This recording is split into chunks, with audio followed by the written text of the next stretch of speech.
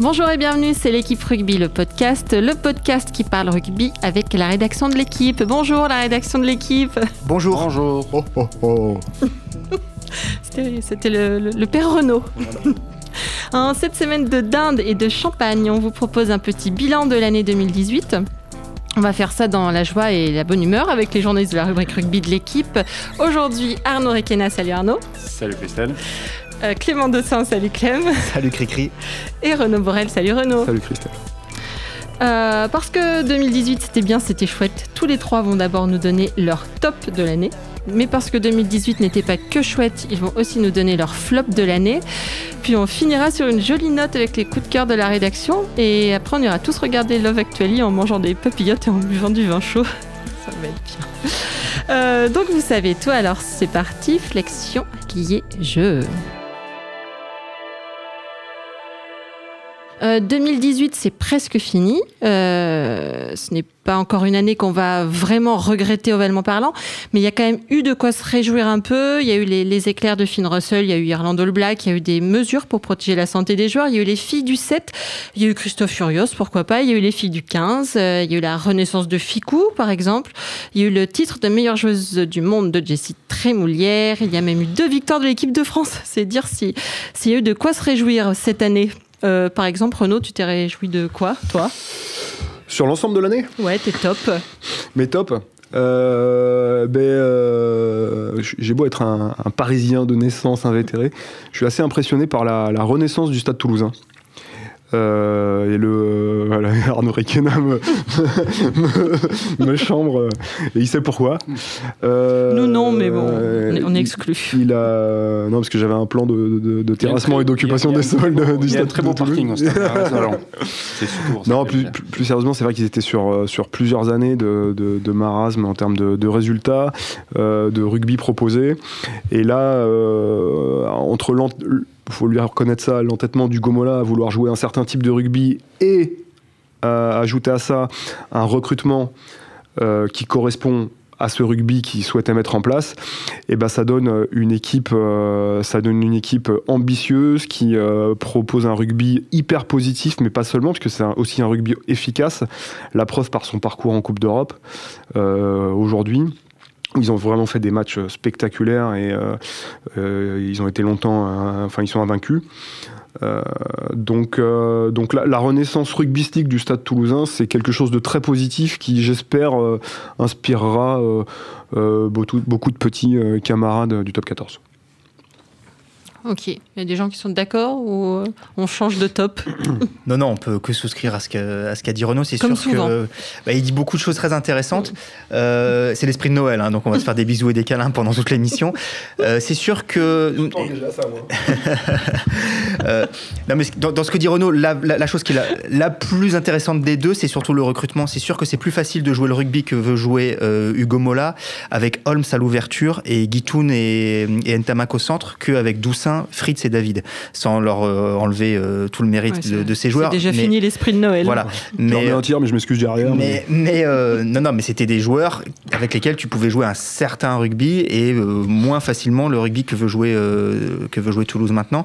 Et c'est vrai que on l'a déjà dit, mais à la fois sur les gabarits de cette ligne de 3/4 qui font plaisir à voir parce qu'on peut s'identifier quand on est des gens normaux un peu plus facilement à ce genre de joueurs, même si personne n'a le crochet et la vivacité de Cheslin Kolbe, mais non, voilà. Personne ne peut s'identifier à Cheslin Kolbe. Non. Pas plus qu'à Tekori, mais Kolbe non plus. Mais pas pour les mêmes raisons en fait.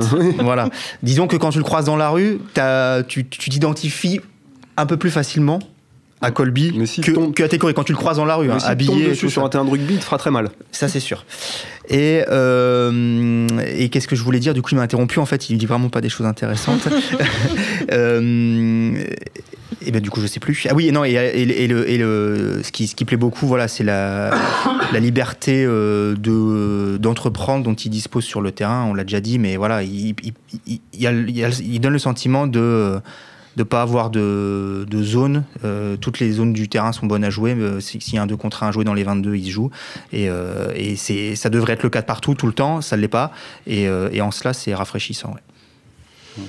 Pareil, pas mieux. Mais du coup, donne-nous vrai. ton top à toi alors. Mon top à moi. Ouais. C'est bien, c'est que 2018 s'arrête. C'est mon top. Jingle bell, jingle bell. Vous l'avez dit, ma chère Christelle, l'équipe de France a gagné 2 matchs. On a vu des pantalonnades en voiture, voilà. On a vu des blessés. Enfin, c'était une tragédie, quoi. Une tragédie. Un champion de France qui finit 6e, mais tant mieux pour lui, le règlement lui permet, en ayant gagné en gros un match sur 2. Mais là, Arnaud, t'as pas bien compris, là on est dans les tops. Hein. Non, je sais pourquoi. J'ai hâte d'avoir ton flop. C'est fini. Pourquoi ça s'est fini? Après, si, dans le top, c'est un truc qui est plus sympa. Son nom a été évoqué tout à l'heure, c'est que on célèbre. Son nom m'échappe. Sofiane Guitoun. Sofiane Guitoun, dont on avait oublié jusqu'à l'existence quasiment depuis la Coupe du Monde 2015. C'est pourtant, il existait. Mais comme il dit, j'étais pas devenu nul et je suis pas redevenu un génie d'un coup. Il est juste guéri, voilà. Il se blesse plus. Mais c'est bien parce que c'est un joueur qui apporte des choses. Sinon, bon, ouais, des tops. On verra l'année prochaine. Ouais. On verra l'année prochaine. Ok. Tu veux pas chanter un truc? Non plus. Je peux enseigner sur le flop. Hein, non, merci. Attends, on va d'abord faire les tops. On va se gonfler un petit peu d'amour avant. Clément, dis-moi que toi, tu as un vrai top. Ouais, j'ai un top, mais je suis obligé de franchir les frontières parce qu'en France, on comprend. L'Irlande. Le vainqueur le match de l'année, Grenoble. Ouais. Non, l'Irlande. Sur la saison, sur l'année écoulée, l'année 2018, 11 victoires, 1 défaite, donc c'est monstrueux. 2e nation mondiale maintenant derrière la Nouvelle-Zélande. Et c'est assez incroyable, quoi. Quand on, je sais pas combien il y a de licenciés en Irlande, mais ça doit être à peu près 8 ou 10 fois moins qu'en France. On se rapproche dangereusement de l'Irlande en termes de licenciés. Oui, peut-être qu'on deviendra bon. Ouais, voilà. Du coup. Mais ce qu'a fait Joe Schmidt est assez exceptionnel. C'est le sélectionneur de l'Irlande. Le sélectionneur de l'Irlande. Ça leur garantit pas de faire un très très bon parcours l'année prochaine à la Coupe du Monde, on verra, mais sur cette année écoulée c'est fantastique. Donc grand chelem dans le tournoi, première tournée gagnée en Australie depuis des lustres, et cette victoire contre la Nouvelle-Zélande en novembre.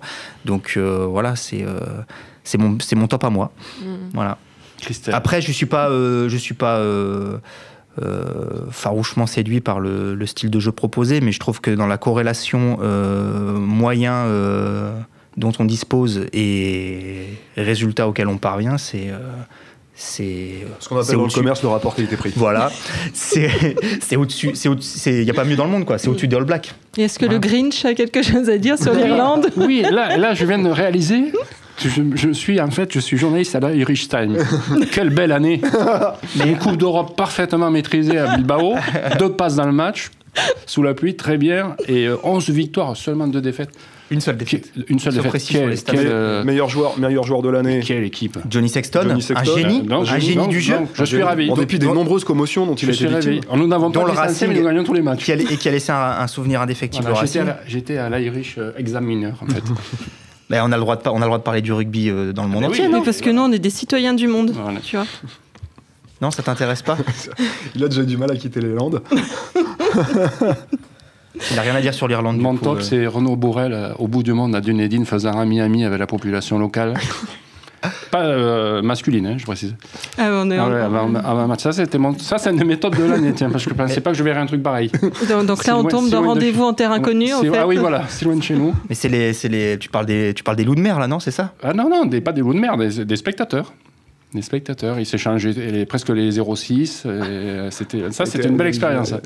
Avant le match à Dunedin, voilà, on est très private joke, mais bon, j'ai discuté très longuement avec un groupe de supporters néo-zélandais, des All Blacks, qui très étonnamment étaient prêts à nous céder Sonny Bill Williams. Alors moi je disais, oui, on le prend. Donc, voilà.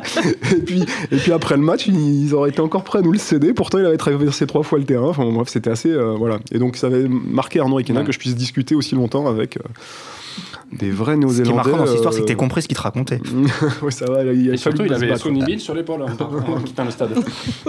Avec un petit ruban. Ouais, c'est ça.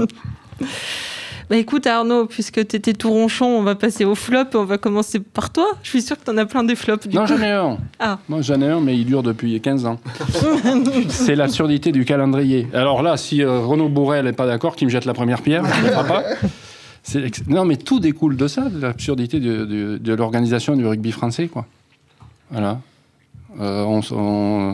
Joe Schmitt, il fait un travail formidable. Oui, Joe Schmitt, il décide que Renaud Bourrel, qui est le remplaçant de Clément Dosset à tel endroit, il va être titulaire dans un club voisin. Ça sera Est-ce qu'on imagine ça un jour en France? Non. Et puis je ne sais pas s'il faut l'imaginer d'ailleurs. On a une organisation qui fait que là, on vient de se dérouler la 12e journée. Et entre Noël et le 1er de l'an, on en est à se dire, ah mais au fait, il faut que je fasse reposer mes joueurs, ils n'ont pas pris leurs vacances. Alors je fais comment? Plouf, plouf, plouf. Tout est comme ça. Mais ça fait que 15 ans que ça dure, c'est pas grave. Un petit peu d'agressivité. On ne peut que souscrire, néanmoins, à ce constat. Vite, un top 12. Paf. J'ai oublié de faire mon lancement, en fait. J'ai tellement lancé Arnaud très vite comme ça pour qu'il soit dans son élément grinchesque que j'ai pas du tout lancé les flops. Je disais qu'il y avait un peu de quoi faire. Je disais qu'il y avait surtout, bien sûr, du dramatique avec les décès de Louis Fachfroski et de Nicolas Chauvin, côté desquels tout devient évidemment... anecdotique, mais on va quand même l'évoquer, l'anecdotique, parce que c'est là où le sport devrait rester. Donc on va rappeler que 2018 a commencé avec un avion cloué au sol à Édimbourg, et 6 joueurs du 15 de France débarqués pour être entendus par la police. 2018 a commencé aussi par des perquisitions au siège de la fédération, et chez son président, c'est pas commun. Il y a également eu le retour de Johan Goosen avec un karma pas intact apparemment. Il y a eu Julian Savea, dont on a du mal à se dire si c'est pas son double, si ce n'est maléfique, au moins famélique, qui a signé à Toulon. Il y a eu la fin de saison cauchemardesque de Clermont. Il y a eu la première défaite de son histoire du 15 de France face aux Fidji. Bon, bref, il y a de quoi en trouver d'autres, des flops très sympathiques, Renaud. Oui, effectivement, voilà, on est joie, gaieté. Vous voulez mon flop? J'aime tellement quand tu me vois que j'ai envie que tu refasses cette phrase plein de fois. Oui, je veux votre flop, Renaud. C'est plus professionnel quand même. Moi, je suis consterné par les mesures cosmétiques qu'on prend pour la santé des joueurs. Je m'explique rapidement. Donc, on va abaisser la hauteur du plaquage. Oui. On ne peut pas dire que c'est idiot. On va peut-être interdire les plaquages à 2. Bon, oui, pas de problème. Mais on va continuer à faire jouer les joueurs 11 mois sur 12. À mettre des gamins sur des matchs espoirs alors qu'ils n'ont rien à y faire. Donc, en gros, sur-entraînement, trop de matchs joués, des joueurs qui jouent blessés, infiltrés ou n'importe comment, et donc qui rajoutent de la blessure sur de la blessure déjà existante. Et après, on s'étonne que le nombre de blessures soit énorme. Donc, les mesures courageuses, en fait, qui seraient de diviser les saisons presque par 2, mais qui auront un coût. Humain, financier, parce que évidemment un joueur qui joue 20 matchs dans la saison, on peut pas le payer comme un joueur qui en joue 35 avec un stade qui est rempli que 10 fois dans la saison au lieu de 20. Enfin, vous voyez le raisonnement. Donc, mais c'est ça les mesures courageuses à prendre pour la santé des joueurs et pour éviter qu'il y ait des accidents graves. Voilà, c'est structurer ce sport qui est un sport de contact aujourd'hui éminemment athlétique, quasiment de la manière dont l'est la NFL. Donc c'est des saisons hyper raccourcies. La NFL, c'est le football américain. Voilà, le football américain. Une sélection drastique pour arriver au niveau professionnel, parce que malheureusement, tout le monde n'est pas fait pour ce rugby professionnel. Tout le monde n'est pas né pour devenir un joueur de haut niveau. Alors on peut continuer de prendre des mesures de bon sens, mais selon moi, ce ne sera jamais suffisant tant qu'on ne fera pas ce qu'il faut pour vraiment que les joueurs se soignent, récupèrent, se préparent. Et ils se blesseront malgré tout. Mais... Oui. Mais moins souvent. Et... Moins gravement. Espérons-le. Et on évitera, ce que je disais sans le dire tout à l'heure, ces impasses, ces machins, ces ci, ces là. Voilà, il faut organiser. Tout vient de l'organisation du sport, quoi. On veut, depuis que le rugby est professionnel, on veut le singer le foot. Alors, sauf que le foot était pro depuis les années 30, il avait un peu d'avance, et on a vu tous les travers qu'il pouvait avoir, mais il y a une différence fondamentale. Alors, ne parlons pas du basket, où vous pouvez jouer tous les jours, sans vous blesser. Au rugby, vous pouvez jouer samedi. Vous ne pouvez pas jouer samedi, mercredi, samedi. Et même quand vous jouez samedi, vous ne pouvez pas jouer samedi, 10 samedis de suite. Ça, voilà, personne n'est fait pour faire ça. Et c'est juste... Après, moi, c'est facile. Hein. C'est pas ma fédération, c'est pas mon pognon. Et puis si ça s'arrête demain, je ferai autre chose. Mais c'est pas plus compliqué que ça. Mais c'est tout simplement du bon sens. Et il y avait René Bouscatel, président du Stade Toulousain pendant 20 ans, je crois, qui avait dit un jour, voilà, il dit, je comprends pas, on essaie toujours de faire rentrer 1,5 litre dans 1 litre. C'est pas possible. Voilà. Mais voilà, il y a qu'à réfléchir sur ça. 1 litre, c'est 1 litre. C'est pas 1,5 litre. C'est pas faux. Ben non, c'est tellement pas faux que c'est... le problème, c'est qu'on essaie. Et nous, les premiers. Alors, il s'est déroulé ce week-end Clermont-Toulouse. Ah ouais, Toulouse a envoyé la B. Ah, parce qu'en plus, on voudrait que ce soit la A qui joue tous les matchs. Il joue tous les matchs en équipe de France. Qu'il soit toujours bon, jamais blessé, toujours à l'eau. Ben, moi, je sais pas... Alors là, c'est dans le monde merveilleux de qui vous voulez, mais ça n'existe pas. J'ai l'impression d'être dans une histoire sans fin. Là. La journée de la marmotte, on redit toujours les mêmes choses. Et...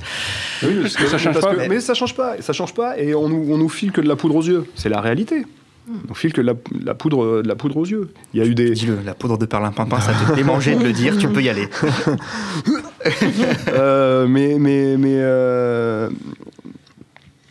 Il y a déjà eu des mesures de bon sens pour que le rugby soit moins risqué, notamment sur la mêlée, sur des choses comme ça, sur ne plus prendre 20 mètres d'élan pour mettre un coup de tête à un mec dans un ruck, il n'y a pas de problème. Et sauf que... Ne plus mettre de coups de pied dans la tête des joueurs. Voilà. Tout simplement. Mais les joueurs, et puis il y a eu l'apparition de plein de choses. Aujourd'hui, on les détecte, les commotions. Pendant très longtemps, on ne les a pas détectées, ou on s'en préoccupait pas, ou on s'en occupait pas. Donc il y a plein de choses qui permettent d'avancer dans le bon sens. Mais les vraies mesures courageuses qui vont coûter de l'argent, de la visibilité médiatique, et sans doute contraindre à une réduction de l'élite et des choses comme ça, qui va oser les prendre? Tout à l'heure, on parlait de Sexton, meilleur joueur du monde. C'est que si Sexton est meilleur joueur du monde aujourd'hui, c'est justement parce qu'il évolue plus dans le top 14. C'est justement parce qu'il a du temps pour se remettre il a eu du temps pour se remettre de ses 28 000 commotions.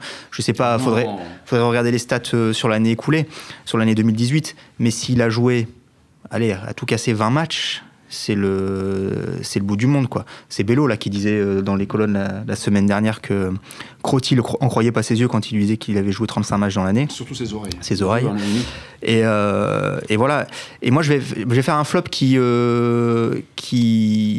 en fait rejoint un peu ça. Mon flop, c'est à la fois un top et un flop, mais le flop c'est Castres, champion de France. Il l'évoquait, Arnaud.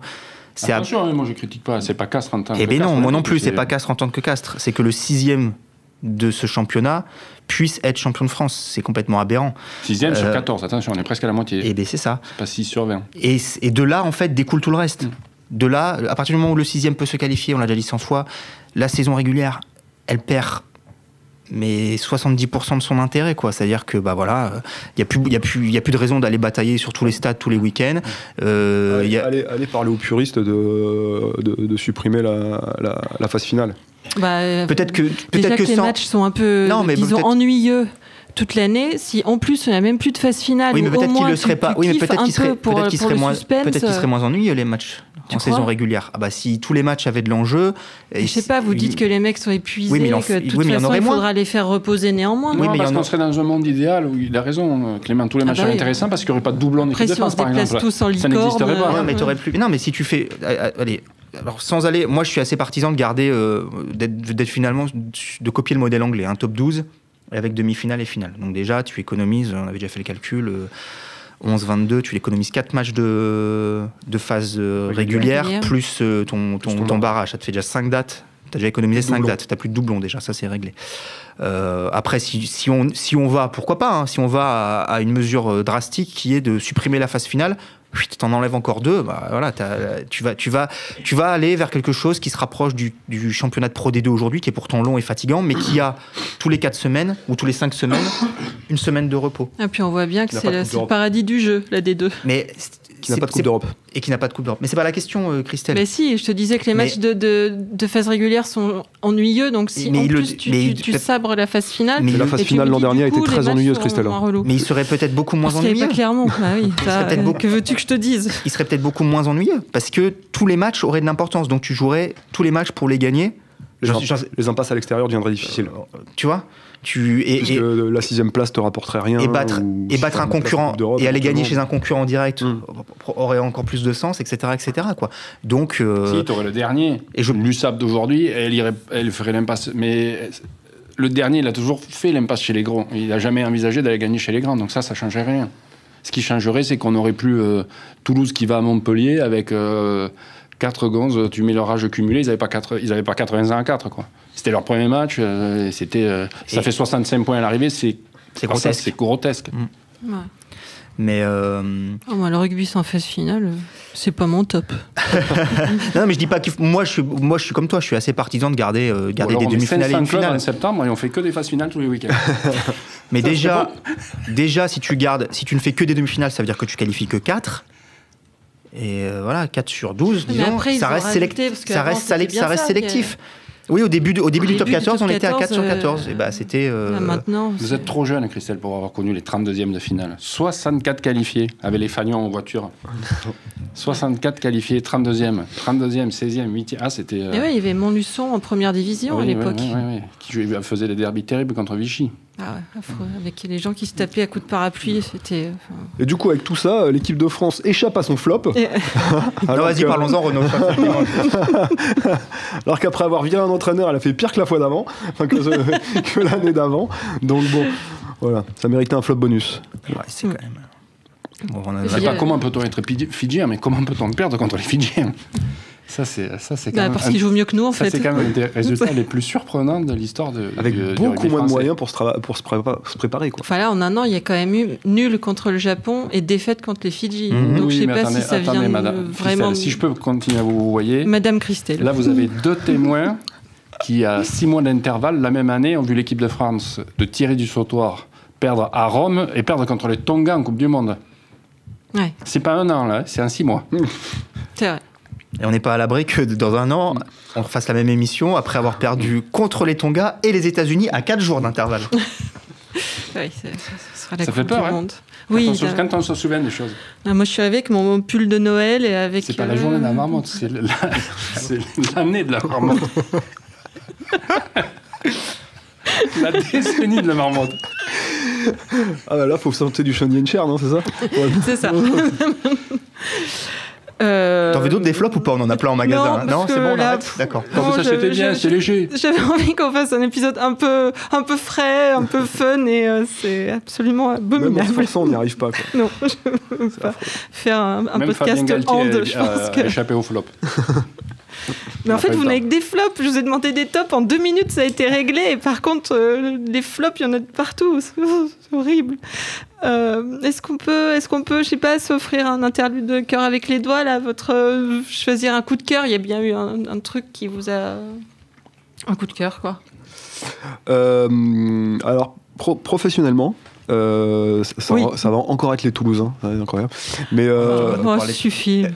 Quoi? Vas-y. On a fait une interview, on a réuni Médard, Mermoz et Huget à Toulouse, et c'est des trucs.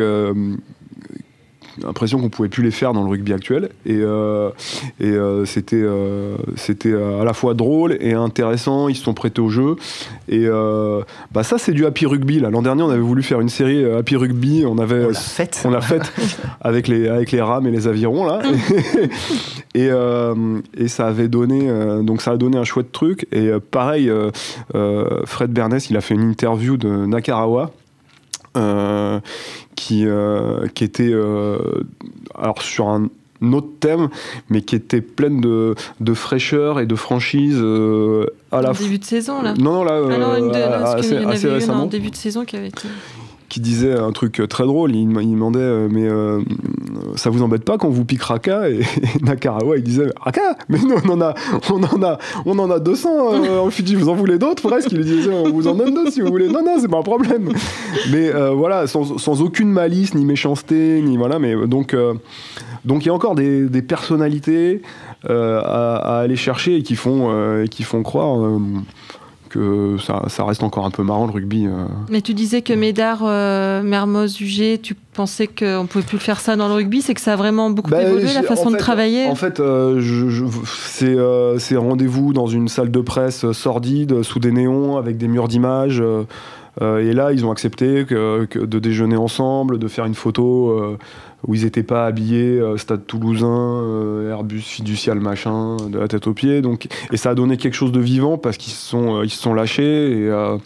Et le méchant journaliste, il n'a pas été les chercher sur de la polémique. Il voulait juste voir 3 mecs qui ont démarré ensemble en cadet au Stade Toulousain et qui vont potentiellement finir leur carrière de joueurs ensemble au Stade Toulousain, professionnel, raconter leur parcours, leur joie d'être ensemble. Et ça marchait super bien. Et c'est parce que le club leur a laissé cette liberté-là, parce que... Elle a été facile à caler, cette interview? Ouais, elle a été facile à caler, cette interview. D'accord. Toi, Arnaud, ton moment coup de cœur de l'année? Oh mon Dieu, je vais te laisser réfléchir encore un petit peu. Hein. On est quel jour, là? On est le 30 décembre. Il reste un jour encore ou pas? Faut trouver un top. Non, mais... C'est pas un top, c'est un coup de cœur. C'est pas un top, ton coup de cœur. Il y a bien eu un moment où tu t'es dit, c'est cool, je suis content d'être là, ce mec est sympa. Ouais. Non, alors on va passer à Clément et tu vas réfléchir. Clément, je lui passe la balle juste devant la défense. Mais il réfléchit encore un petit peu. Ouais. Et qu'il se fasse ramasser. Je vais éviter de lever les bras, alors. Ouais. Toi, t'as eu un coup de cœur, un moment où tu t'es dit, non, j'ai bien kiffé, oh mon Dieu. Renaud, tu en as un deuxième? Le 7. Non, mais je vais parler des filles. Mais qu'est-ce qu'il y a, Renaud? Qu'est-ce qui se passe? Je suis là, je te vois. Parce que dans la sinistrose du rugby français, voilà, elle gagne des matchs un peu. Mais j'ai oublié les moins de 20. Comment on peut oublier les moins de 20? On a oublié les moins de 20. Alors, les petits bichous. Oh. Non, mais voilà, bon, il y a eu ces deux choses-là cette année, quoi. Les moins de 20 ont été champions du monde. Les moins de 20 champions du monde.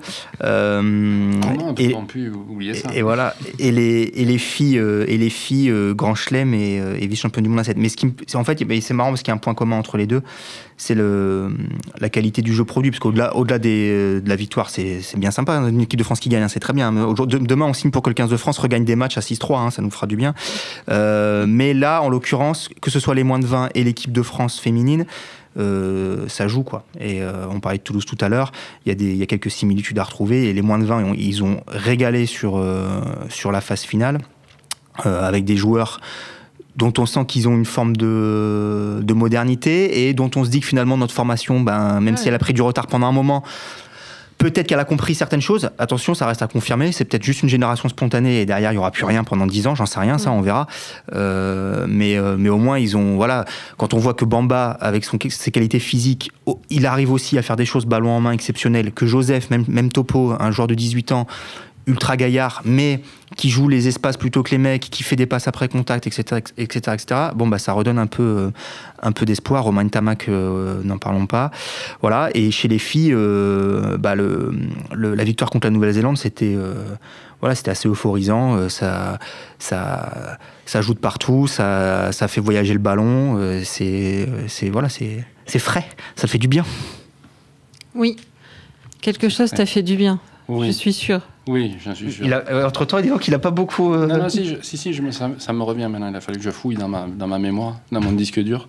Je me souviens de la victoire du Loup à Toulon en barrage. Enfin, la victoire. Le match nul. Oui, la victoire au bout du compte, puisque c'était aux essais. Et de l'attitude de Pierre Mignoni, qui tout le long de son passage en salle de presse, s'est souvenu où il était. Et il n'en a pas fait il est toulonnais, il a joué très longtemps à Toulon, il a entraîné Toulon, et il n'en a pas fait des tonnes. Et à un moment, il a dit cette phrase surprenante, il disait, mais t'as re-signé pour 5 ans, c'est le début de cette aventure, ça. Il disait, mais où est-ce que je serai? Est-ce que j'irai au bout de mon contrat? Et J'ai mon ami Patrice Colazo, il avait re-signé pour 4 ans à La Rochelle et aujourd'hui il est sans club. Et quand on sait ce qui est devenu Patrice Colazo, 15 jours ou 3 semaines après, il était à peu près dans la même pièce à Toulon, c'était assez... Le temps était suspendu, quoi. Il a dit ça... Vous mesurez le cynisme de sa démonstration sans malice. Il va nous faire passer ça pour un top. Pour un top, pour un coup de cœur. Sans malice, et j'ai trouvé ça, je me suis dit, voilà, le mec, il n'en fait pas des... Voilà, il a gagné chez lui, le truc, et il n'en fait pas, il saute pas partout. Sans doute que dans son vestiaire, il a été démonstratif, mais pas là. Il avait la victoire sobre. Comme toi, Cette un peu. pudeur t'a touché. Oui, je trouvais ça. T'es pas très Lady Gaga, t'es plus Jean-Louis Murat, tu vois. J'ai trouvé ça. Pour comparer. J'ai trouvé ça sympa. D'accord. Bon, bah écoutez, messieurs, vous avez d'autres choses à nous dire sur 2018 ou c'est assez? C'est assez. Bien tassé alors. C'est assez. Vivement 2019. Voilà, c'est ça. Bien, du coup, on se quitte. Voilà, c'était l'équipe rugby, le podcast, une émission de la rédaction de l'équipe. Tu voulais pas nous vanner sur nos... Non, tu voulais nous vanner sur nos... On fera ça en janvier. Ah, on fera ça en janvier, d'accord, très bien. Bon, bah vanne-nous la... Ouais. Une émission de la rédaction de l'équipe. Aujourd'hui, j'étais avec Clément Dossin, Arnaud Requena, le Grinch Requena, et Renaud Bourrel. Merci à Jules Cros à la technique. Retrouvez-nous tous les lundis sur l'équipe.fr, Apple Podcast, SoundCloud, n'hésitez pas à réagir, laissez-nous des commentaires, mettez-nous plein d'étoiles, on vous souhaite de très bonnes fêtes de fin d'année, on se retrouve en 2019, à bientôt.